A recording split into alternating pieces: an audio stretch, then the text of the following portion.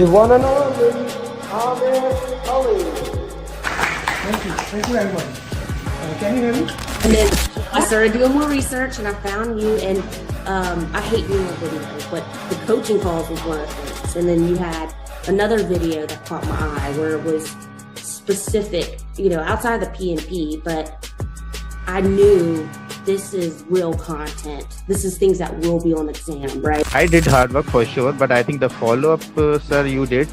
I don't know how you managed to do the follow-up. With one particular student like me, you have hundreds of students. You are just keeping an eye on each of the students. So after my hard work, I can say that the credit goes to you, sir. That is for sure. Hi Amir, good morning. Yes, I cleared the exam. Thank you so much. Thank you so much for your support.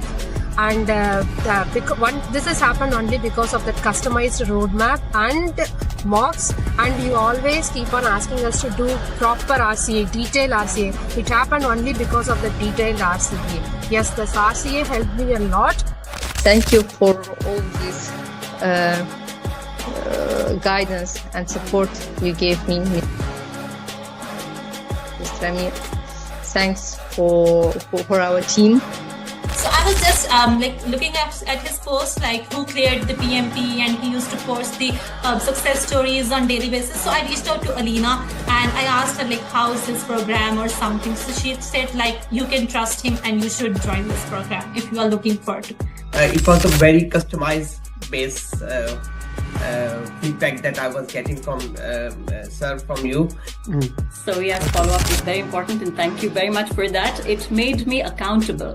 If you didn't ask me this often, I would have slacked off more. I would say your course was super important. I think this was the main part, once you understand the course, and then I think the mocks were super important. Your emphasis on mocks, you kept nagging us that, get this mock done, do RCA.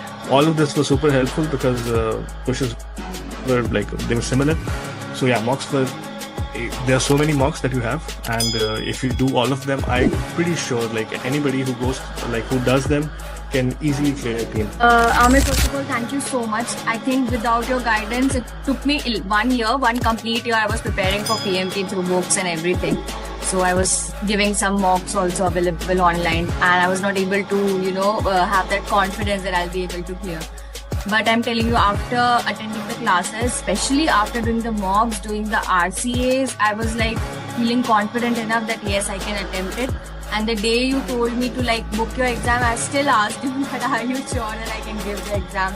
And you said yes, you are ready.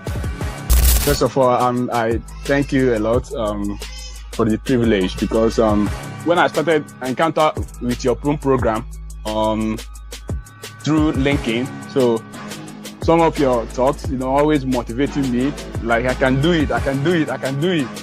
So I always follow you, almost everything, all your journeys. I watch all of them, even the one that they speak in your local language. So that was not an easy journey, and it would not be possible without you. I really appreciate the support. He was always available for my questions and always put me in the right direction. And actually, if I want to say how was the journey, my journey started 2 years back when I first called you for the SP, and then you directed me to PMP, and then we did SP after that, and then you tricked me to do the PGMP. Thank you so much, and again, Amir, thank you so much, and your mocks are really good.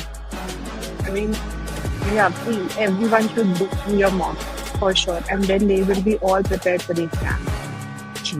And trust your program. And then you came with your follow-ups, and that kind of really boosted me. Those daily follow-ups, making sure that I was getting the mocks that I needed to do completed, and following up on me, it really boosted my motivation again. And as I was started doing those mocks, I got an opportunity for a job which required me to have PMP. So I had to book for PMP before I get the interview. Mostly coaching goal is for you understand how you will solve the question. Mostly it is like that. We can only do the 10 or 12 questions, maybe less than that. But main thing is it will come into your bones that you have to do elimination technique. So you cannot go just, okay, this is the answer, I will go directly put this answer. That is the main thing. It will come into you that you have to do elimination technique. That is the best thing for coaching on. Yeah.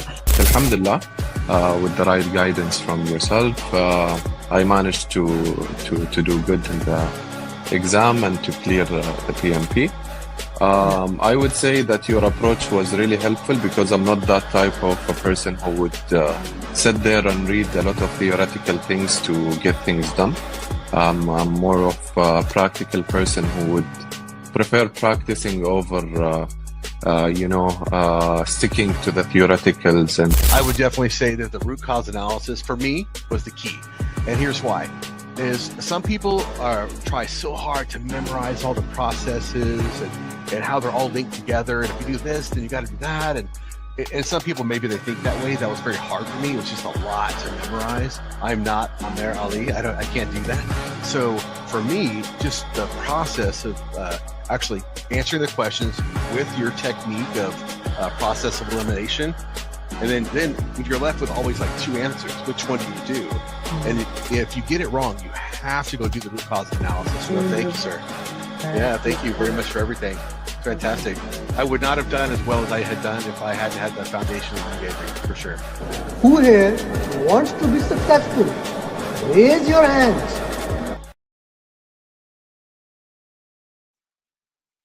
Good morning, good evening, good afternoon to the people who have joined this session from all over the world. And this is Jane Martina from Amirali's team. And today I'll be the one going through with this session. And yes, as always, the objective of this coaching call is we will be learning how to be decoding the questions from the PMI mindset and using elimination technique to identify the answers. So without much further delay, let's go back to the questions for today.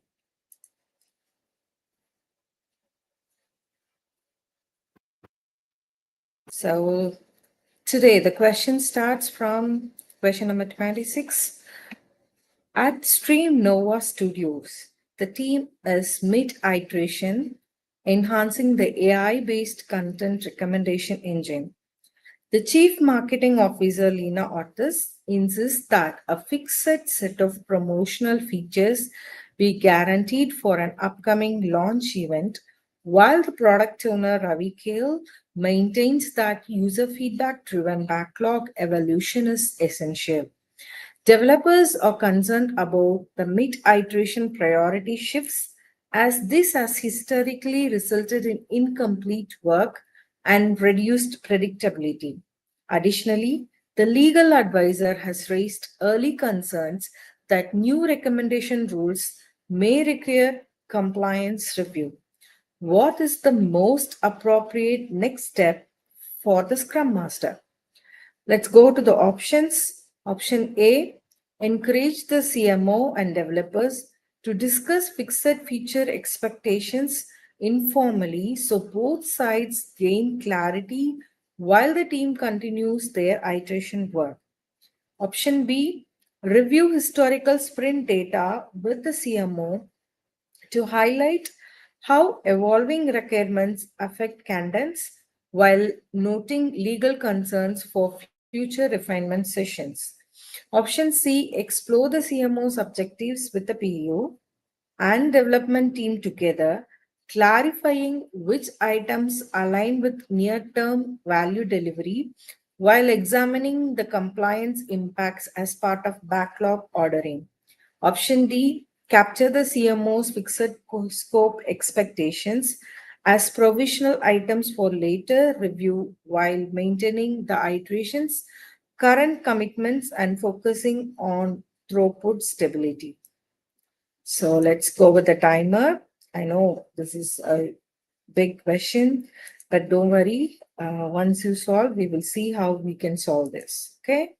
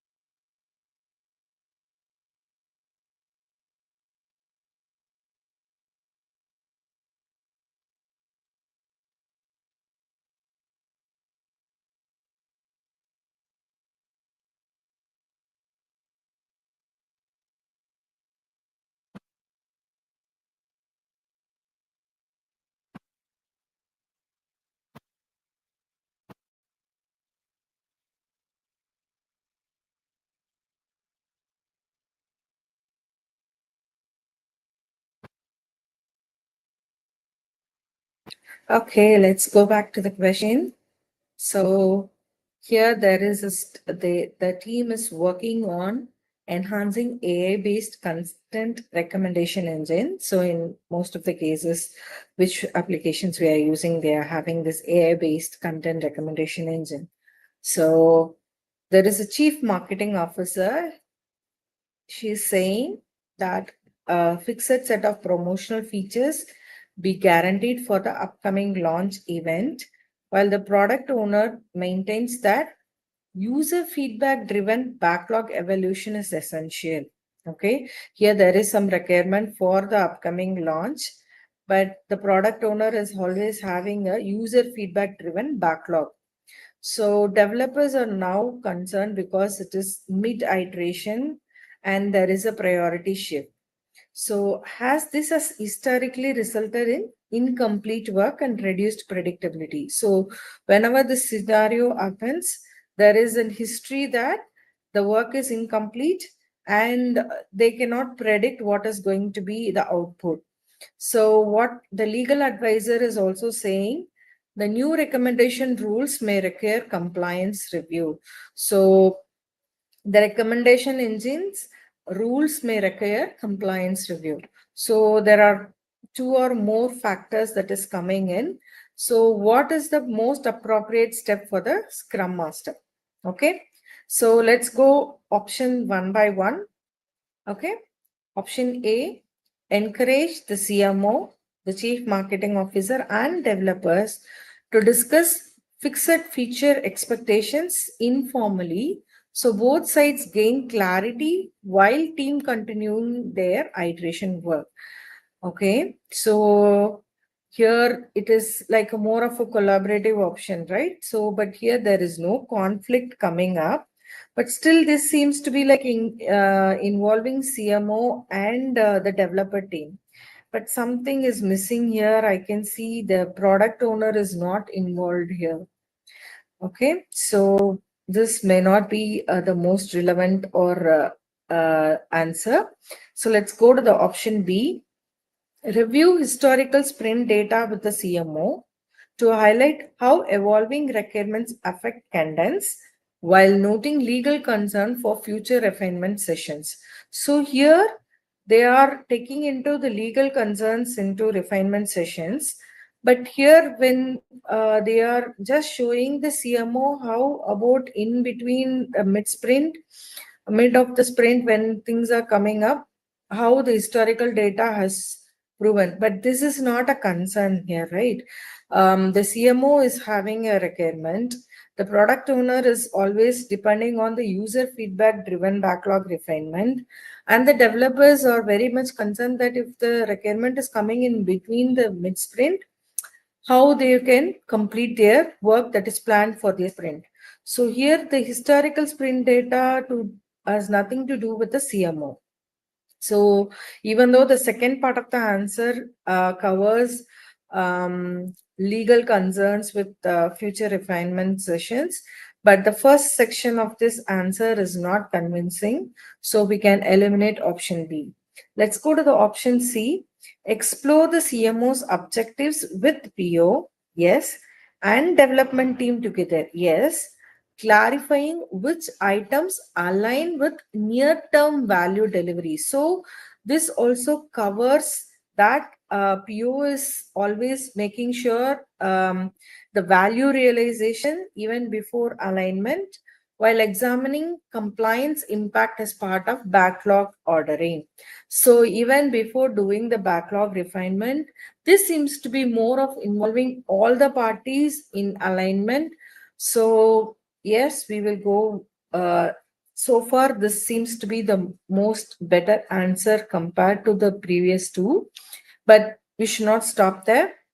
We should go to the option D and see whether that is a better answer than C, or C remains to be the better answer. Okay. Capture the CMO's fixed scope expectations as provisional items for later review while maintaining the iteration's current commitments and focusing on throughput stability.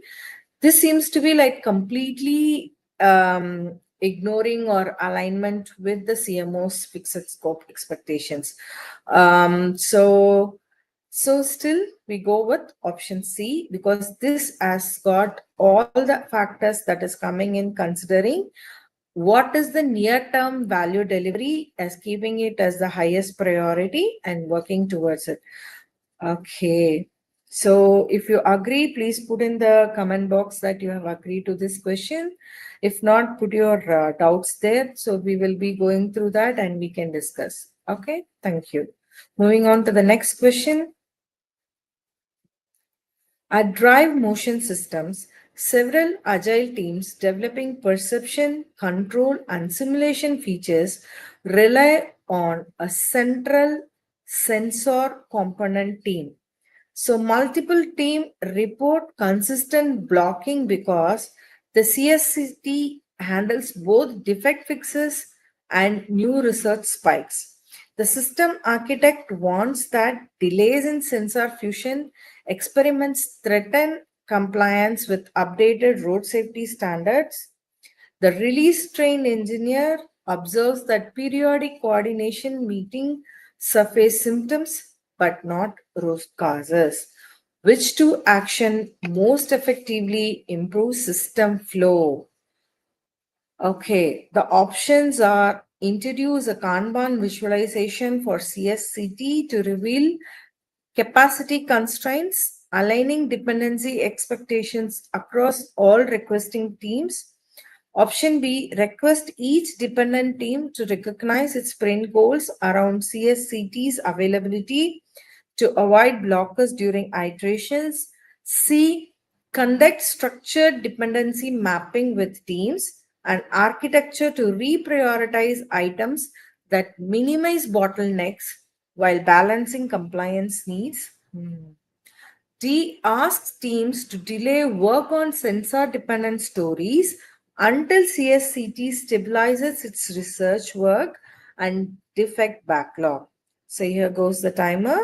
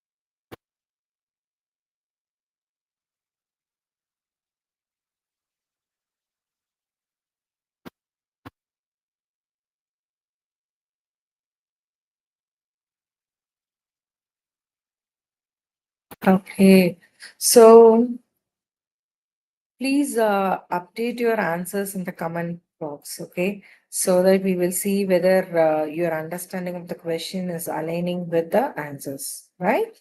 Okay.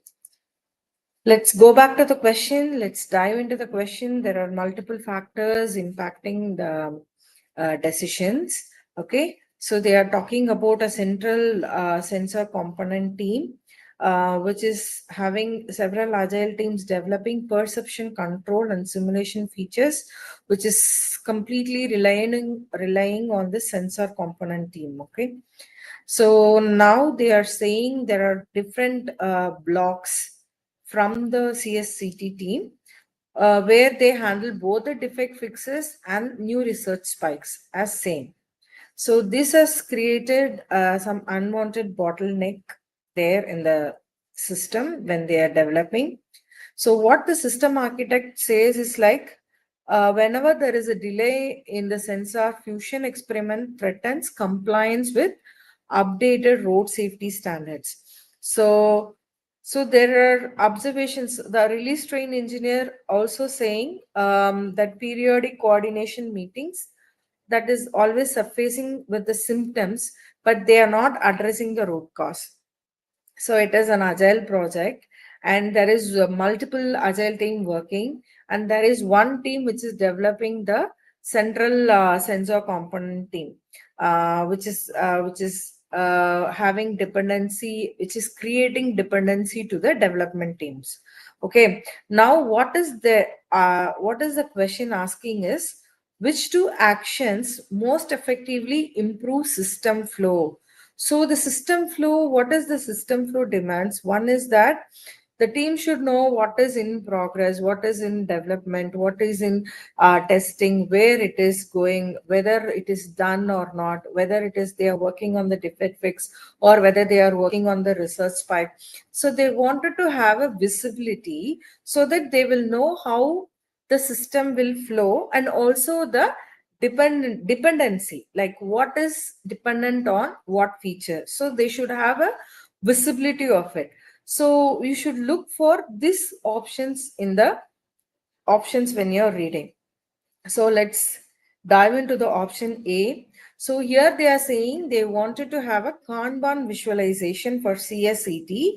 Yes. So we can see what is in progress, what is in WIP, what is in like done, what is in testing.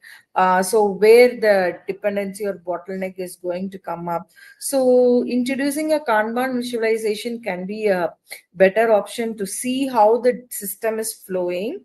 Okay, and also it will reveal the capacity constraints, aligning dependency expectations across all requesting teams. Yes, as we discussed, this will create like what is a dependent, which item is dependent on what, whether where it is currently in the Kanban visualization.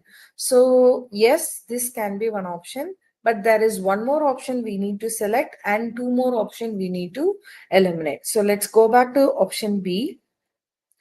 Request each dependent team to reorganize its sprint goals around CSCT's availability to avoid blockers during iteration. So it is asking that like every dependent team, they need to go and reorganize their sprint goals according to CSCT, which is not most ideal way, because here they are asking how to improve the system flow. But this option is like always you will be reorganizing the sprint goals of the individual team, so it is not an advisable one, so we can eliminate it for now. Option C, conduct structured dependency mapping with the teams and architecture to reprioritize items that minimize bottlenecks while balancing compliance needs. So this also address like see here, this option is simply going and asking the team to reprioritize the sprint goals around CSCT's availability. No, actually that is, it should be reversed. So the CSCT should know what is the prioritized item they should work on, and they should also based on the structured dependency mapping with the teams, and also they should also consider that along with balancing the compliance needs. So this address both of the concerns that is being raised in the question, but we should know whether option D holds good or not. Ask team to delay work on sensor dependent stories until CSCT stabilizes its research work and defect backlog. So this seems to be like delaying a work, which is again going to create a bottleneck for the dependent team, which is relying on the CSCT. So with the discussions, we are going with option A and option C, and we are eliminating option B and option D, right? Okay. We'll be moving on to the next session, next question. Valoria Couture, a luxury retail brand, is building system style assistant. Okay. The team consistently meets velocity goals, yet the CMO, the Chief Merchandising Officer, reports that customers are not engaging with delivered features. The data science lead claims that velocity does not reflect predictions accuracy or user sentiment. Meanwhile, marketing teams are pressuring for faster feature output for the upcoming seasonal launch. Which metric should the PM emphasize first to improve decision making? So the options are A, trend analysis of team's capacity over previous sprints, highlighting stability and predictability of delivery. Option B, measures tied to customer value such as behavioral adoption, system accuracy, and realized benefits to guide the backlog prioritization decisions. C, flow efficiency across model refinement and UI delivery pipelines to identify value stream bottlenecks. D, cumulative throughput and burn-up indicators across releases to demonstrate progress towards launch deadlines. So here goes your timer.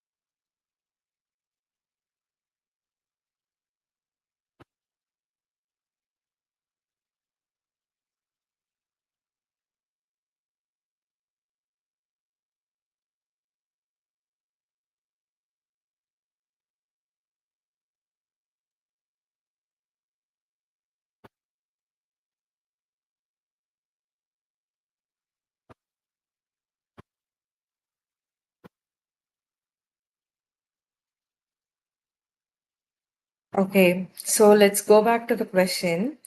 So here they are building a style assistant, and the team is always meeting the velocity goals. That is, they are meeting the sprint velocity. But the CMO is saying the customers are not engaging with the delivered features. So when they are getting the feedback, they are saying they are not engaging with the delivered features. So the data science lead, the data scientist says that velocity does not reflect prediction accuracy or user sentiment. Okay, so irrespective of that, the team needs to focus on the feedback from the customer. Okay, that's what this sentence says. So here the sentence says the team always working on selecting the user stories for the sprint and they are delivering it, but from the customer they are getting a feedback like they are not engaging with the features. So the data science lead is saying even though you meet the velocity goals, that doesn't have any accuracy predictions with the work that is delivered or that is related to the user sentiment. And also the marketing teams are pressurizing for faster feature output for the upcoming seasonal launch. So they are having a seasonal launch, the marketing team is also saying. So what you have to consider here, what are the which metric you should give more importance or emphasizes, like you give more importance to improve the decision making of the team to select the sprint user stories or their iteration user stories, right? So what you will do with that? So if you basically say the question is giving you two things. One is the customer feedback that they are not finding anything very engaging with the deliverables they are made, and also there is a pressure from the marketing team that what are the output features that you are going to launch. So the scientist is saying even though you are meeting your velocity goals, it doesn't mean that you are producing accurate or user or your features or your user stories are related to user sentiments, connecting towards them. So to improve this decision making, what a PM will choose as a metric. So A is saying trend analysis of the team's capacity over previous sprints, highlighting stability and predictability of the delivery. Again, here the main concern is the customer feedback that they are saying they are not finding it engaging. So this trend analysis just focus on the output of what has been delivered earlier. Here the output is not a concern, the value is concern.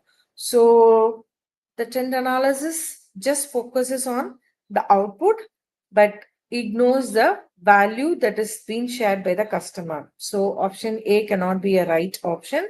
So I'm going to option B. Option B says measures tied to customer value. Yes, it is the most important thing.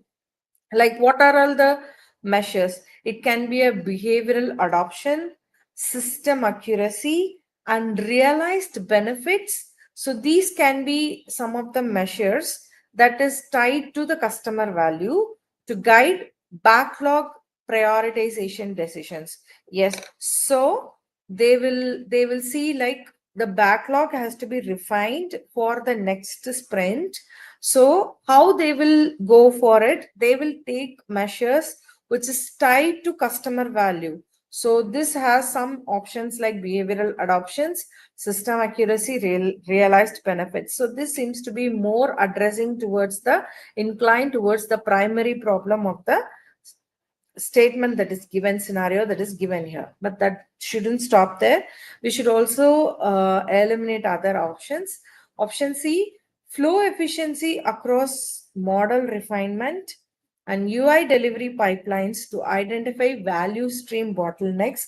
Here they are not having something like bottlenecks because still the team is able to deliver the velocity goals. So the concern of customer value is not addressed here. So this can be eliminated. You go to the option D. So it says cumulative throughput and burn up indicators across releases to demonstrate progress towards launch deadlines. Again, this is not talking about whether the velocity goals are met or not, because they are talking about throughput and burn up indicators. The team is still able to deliver. The problem is with the decision making of what user stories needs to go into the sprint. So with this analysis, we are going with option B as the most relevant and right option. So let's move on to the next question. At Aerosafe Solutions, the team is improving a predictive aircraft maintenance dashboard. The regulatory liaison frequently approaches developers directly with mid-iteration requests related to the compliance visuals.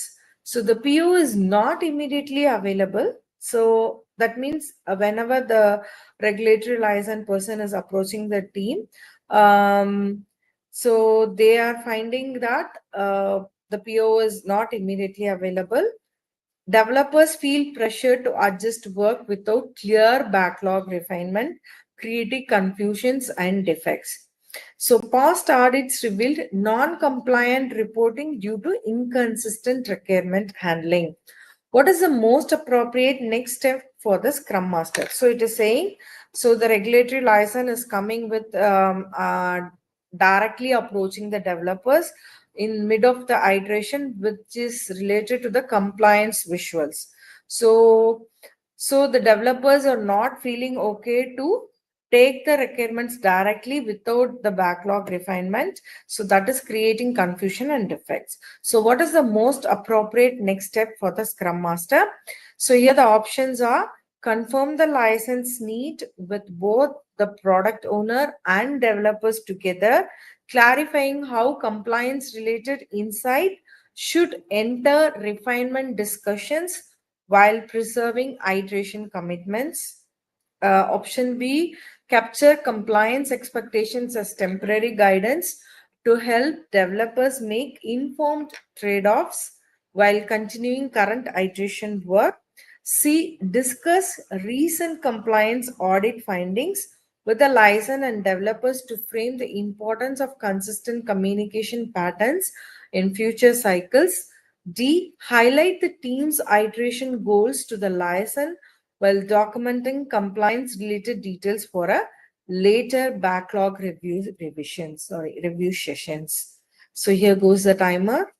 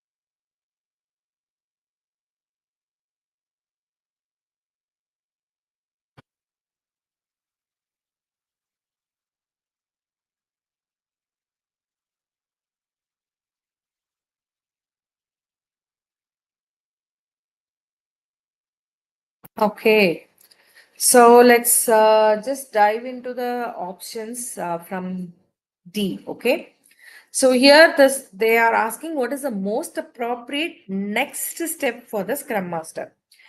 Fine. Here the option D says highlight the team's iteration goals to the liaison. No, actually it is coming from the regulatory person while documenting compliance related details for a later backlog review sessions. So it is directly like putting that into a documenting even before having good session or getting the inputs from the regulatory license. And this option is like directly the Scrum Master is getting involved without the product owner. So I won't be going with this option. So let's go back to the option C. Discuss recent compliance audit findings with the liaison. Liaison is the direct person who is coming from the regulatory and developers to frame the importance of consistent communication patterns in future cycles. But this is like more towards awareness, creating awareness, like how they have to communicate the further compliance audit findings and then how they have to reach to the developers. But here they are not talking about how this requirements is going to be added into the backlog, right? The question is more emphasizing like how the frequent approach to the developers from the regulatory person with a mid iteration request related to compliance visuals are going to be managed at the backlog, because without any clear backlog refinements, the team when they developers when they start working on implementing, they are resulting in the defects. Okay, so this says like even before consulting with the product owner, even before consulting with the license regulatory person, the team jumps in working up and coming up with the defect. So what you will do to avoid that? So option C doesn't seems to be addressing that particular problem, so that cannot be the right option. So option B says capture compliance expectations as temporary guidance to help developers make informed trade-offs while continuing current iteration work. Again, here the product owner is being missed out. As a Scrum Master, you cannot directly capture the compliance requirement. You need the product owners present. But here the question doesn't say he's not at all available for a duration time. He's saying he's not immediately available, but so you should look for an option which says or which involves the product owner in refining the backlog. Okay, so option B, C, D doesn't have that. So let's see what option A has. So confirm the license need with both the product owner and developers together, clarifying how compliance related insights should enter refinement discussions while preserving iteration commitments. So you have to, even though you are in mid of the iteration, you should manage how you will be preserving the iteration commitments, along with you have a discussion with the regulatory license person, with product owner and developers together, how this is going to be related, how you're going to align with the backlog, making sure that the current iteration is also maintained. So option A is the right option. And we have come to the last question of this session. Cineflux Media is enhancing its real-time encoding engine. Okay, several delivery teams depend on a shared performance optimization module owned by a specialized component team. Okay, there is a shared performance optimization module is there, which is shared by many component team. The lead platform architect wants that increasing latency threatens regulatory broadcast standards.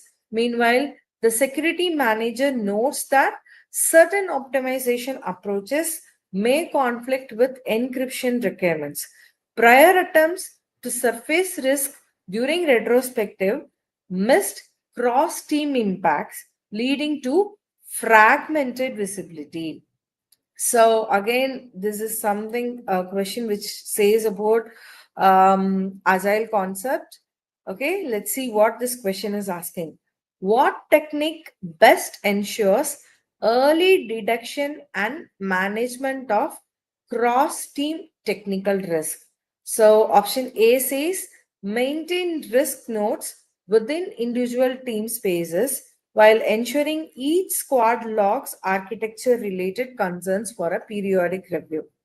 Option B says established a shared enterprise visible risk board review during cross team synchronization events such as technical alignment forums.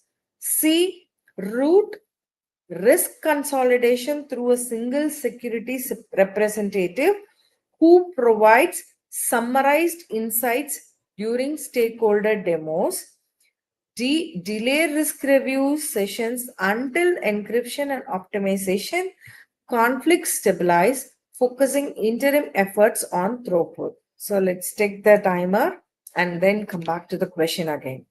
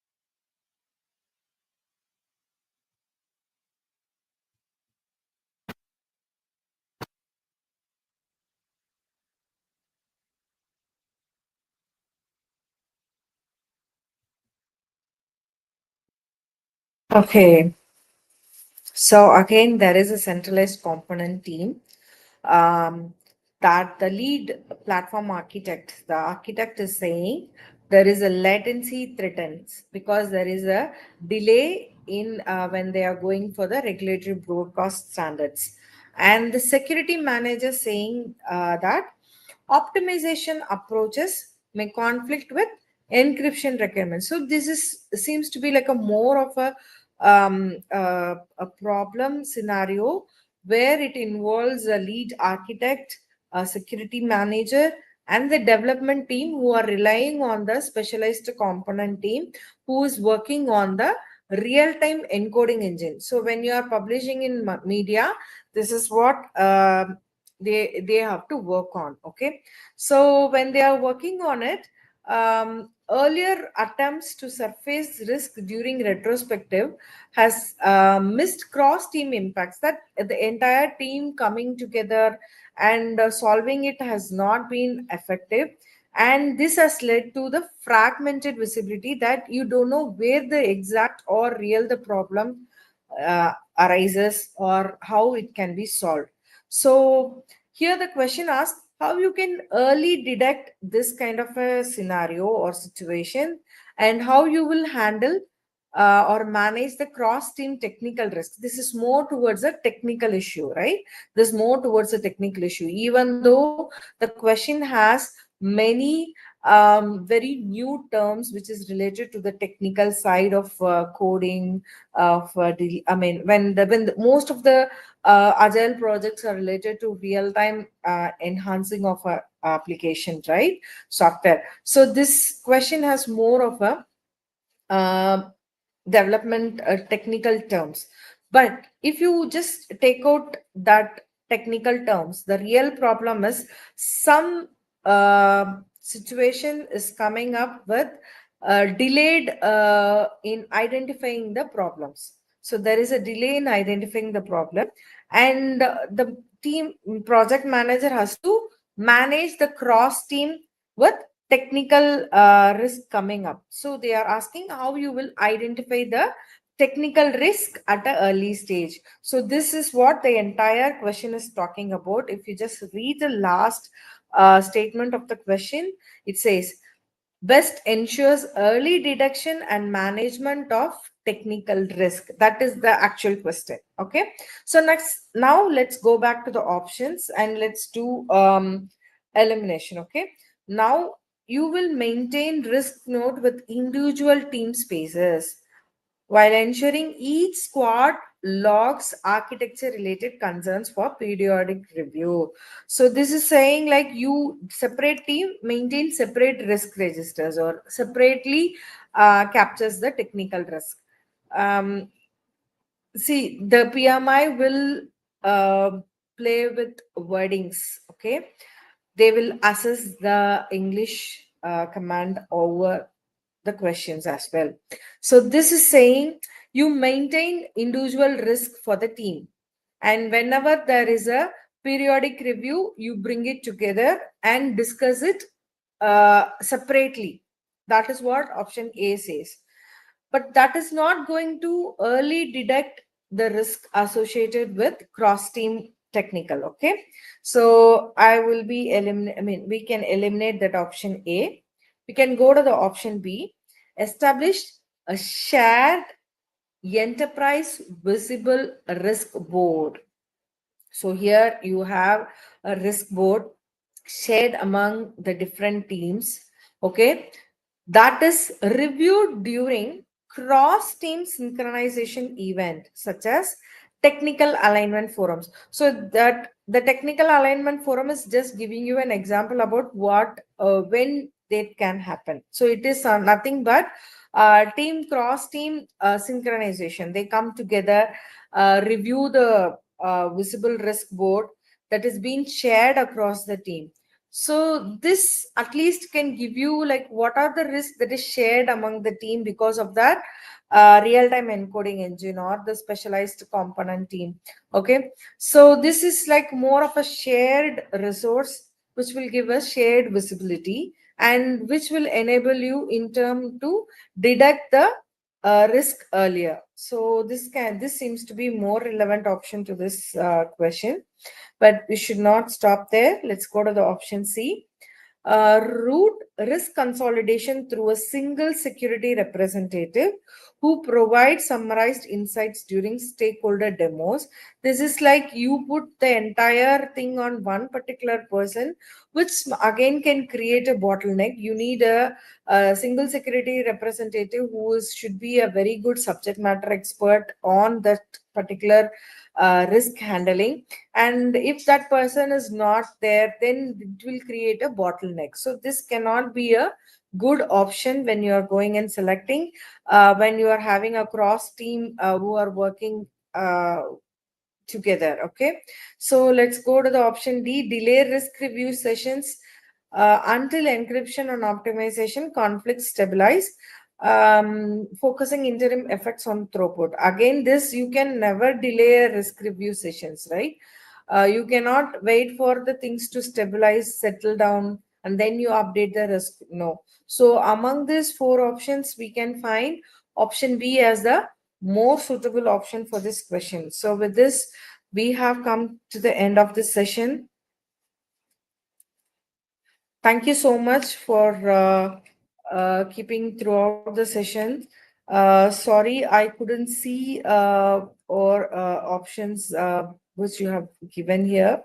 If you have any concerns or queries, you can revisit this session with the screenshot. You can either you can directly put it in the concern WhatsApp group you are part of, or you can directly check with your facilitators. Anyways, we will be responding to you. Thank you so much for staying with the session, and we'll meet in such a session soon. Thank you.